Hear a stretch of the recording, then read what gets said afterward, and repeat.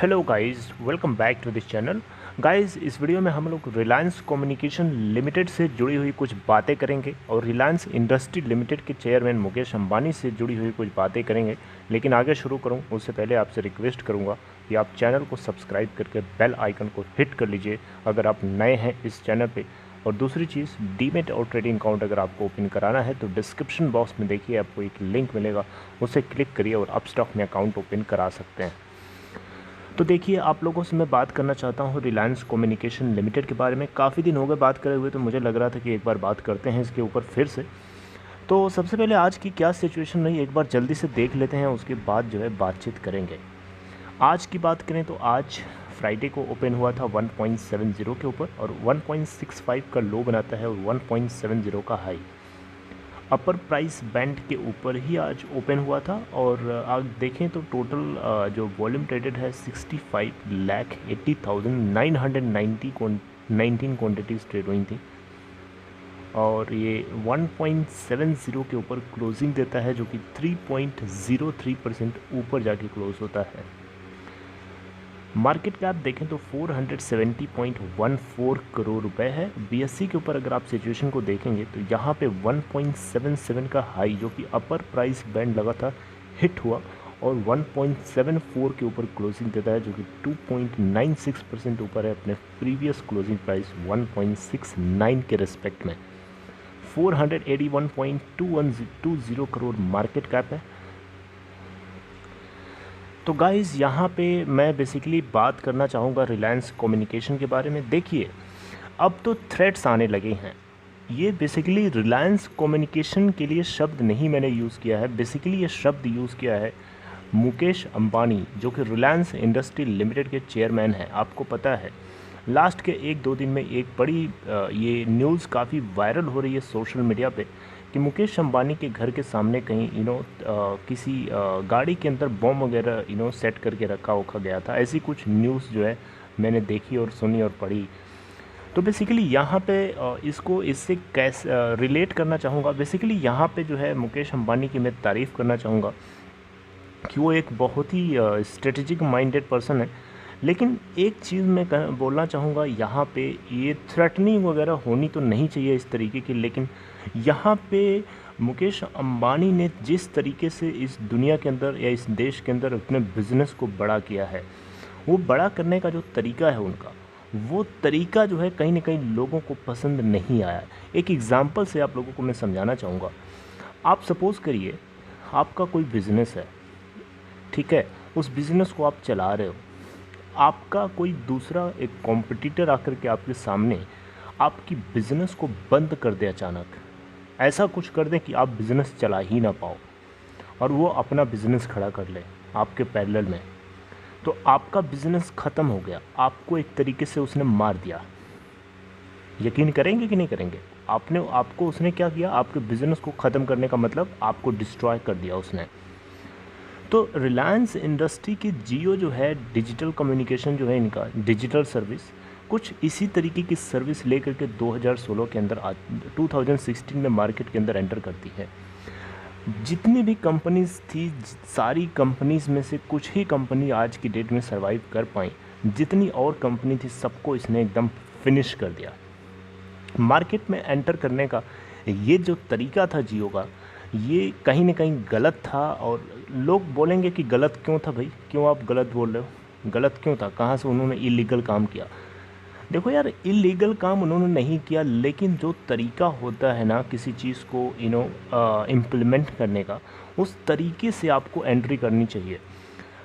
Telecom business को जिन companies ने देश के अंदर खड़ा किया था, उन्होंने कई कई साल लगा दिए, उन्होंने स्ट्रगल किया था, बहुत तकलीफ़ें देखी थी, बहुत स्ट्रगल किया था। ऑल्दो महंगी थी सर्विसेज, लेकिन स्ट्रगलिंग बहुत ज़्यादा थी। और आप अचानक एंट्री करते हो और पूरा बिज़नेस उनका डिस्ट्रॉय कर देते हो, तो ऑब्वियसली आपके एनिमीज़ तो बढ़ेंगे ना, डेफिनेटली बढ़ेंगे, आपके दुश्मन बढ़ेंगे। अच्छा चलो ठीक है, आपने सेटअप कर लिया।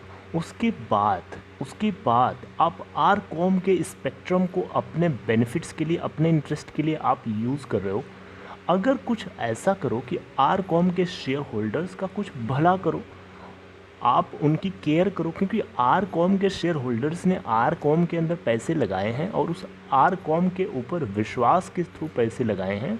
और आज की डेट में आर कॉम अगर कंपनी अपने दम पर खड़ी होने लायक नहीं है तो आप एटलीस्ट उसको सपोर्ट तो कर सकते हो ना। कहीं ना कहीं आपका पूरा पूरा हक बनता है यार कि आप इसके स्पेक्ट्रम को यूज़ कर रहे हो, राइट। तो आप कहीं ना कहीं एक तरीके से देखा जाए तो एक नेगेटिव कैरेक्टर के रूप में लोगों के सामने आ रहे हो। शेयर होल्डर्स को धक्का मार के बाहर कर देना, बाकी जितने बिजनेसेस हैं उनको फिनिश करके अपनी बिजनेस को खड़ा करना। आपको क्या लगता है ये सही है? मुझे किसी भी एंगल से सही नहीं लगता। एथिक्स हमारी बोलती है बिज़नेस को करने का ये तरीका नहीं होना चाहिए कि आप अपने कॉम्पिटिटर को जान से ख़त्म कर दो और ख़ुद का बिज़नेस खड़ा कर लो। आप अपने अंदर कुछ इस तरीके की यूनिक क्वालिटी लेके आओ जो लोगों को पसंद आए। उसके बाद अगर आप अट्रैक्ट करने की क्षमता रखते हो तब आपके अंदर गट्स हैं, आपको समझा जाएगा कि हाँ आपके अंदर काबिलियत है, आपके अंदर गट्स हैं। लेकिन आप किसी को फिनिश करके अपने आप को खड़ा कर रहे हो, एक तरीके से आप लोगों को, कॉम्पिटिटर को फिनिश कर दे रहे हो ताकि कंपटीशन ही ना रहे, आप खुद ही बड़े बन जाओ। दो लोगों में जीतने का तरीका जो होता है ना, या तो आप कंपटीशन से लड़ो, मेहनत करो। दूसरा तरीका होता है सामने वाला कंपटीटर जो है उसको आप ख़त्म कर दो, खुद ही आप विनर बन जाओगे। तो मेरे हिसाब से मुकेश अंबानी के ये जो तरीका है आगे बिज़नेस को खड़ा करने का, ये मुझे बिल्कुल भी जचता नहीं है। और कहीं ना कहीं वो लीगली तो सही ज़रूर हैं, लेकिन एथिकली अगर हम देखें तो वो कहीं ना कहीं मुझे सही नहीं लगता है, राइट। तो ये बातें जो हैं थोड़ा सा आपको दिल पे नहीं लेना है। बस आप लोगों से बातचीत करने के लिए, अपनी कम्युनिटी से बातचीत करने के लिए मैं ये वीडियो क्रिएट कर रहा हूँ, ताकि आप लोग भी इस चीज़ को समझो और अपनी लाइफ में भी आप इसे इम्प्लीमेंट करो। कहीं पे भी किसी भी जगह पे अगर आपको आगे बढ़ना है तो आपको कॉम्पिटिटर को फिनिश नहीं करना है, बल्कि आप उससे बेहतर, यूनिक कुछ ऐसा करो जो उसके अंदर नहीं है, जो आपके अंदर यूनिक है। हर किसी का टेस्ट अलग अलग होता है यार। आप जो है वो ऐसा नहीं है कि दूसरे का टेस्ट आपसे मैच करेगा। नेचर ने हर किसी को अलग अलग टेस्ट का बनाया है। आप अपना टेस्ट लेके आओ, लोगों को अगर पसंद आएगा तो आपकी तरफ लोग खुद आएंगे, आपकी सर्विस को लोग खुद ही अट्रैक्ट करेंगे आपसे, राइट। तो मुझे लगता है कि यहाँ पे मुकेश अंबानी जो है रिलायंस कम्युनिकेशन लिमिटेड को एटलीस्ट सपोर्ट करना चाहिए। इनका हक ही नहीं बनता है, हक बहुत हक बनता है इनका इस कंपनी को ऊपर या सपोर्ट करने के लिए, एटलीस्ट कोलैप्स होने से। ऑल्दो जो वाइब्स हैं रिलायंस कम्युनिकेशन लिमिटेड में आजकल में काफ़ी पॉजिटिव देखने को मिल रही हैं, लेकिन इसके स्टॉक प्राइस में हमें कोई भी पॉजिटिविटी ज़्यादा देखने को नहीं मिल रही है। लेट्स सी कि आगे क्या होता है। गाइस, आपको ये बातें जो है मेरी थोड़ी सी हर्ट कर सकती हैं, लेकिन ये ट्रू है जो आप लोगों के साथ शेयर कर रहा हूँ। किसी को ये बुरा भी लग सकता है तो मैं उनसे माफ़ी चाहूँगा, और आप नेगलेक्ट कर दीजिएगा इस वीडियो को, आपको अगर ये कहीं ना कहीं बुरा लग रहा हो तो, क्योंकि ये एक तरीके से जस्ट कम्युनिकेशन है। So I hope you got this information. So this is all, take care.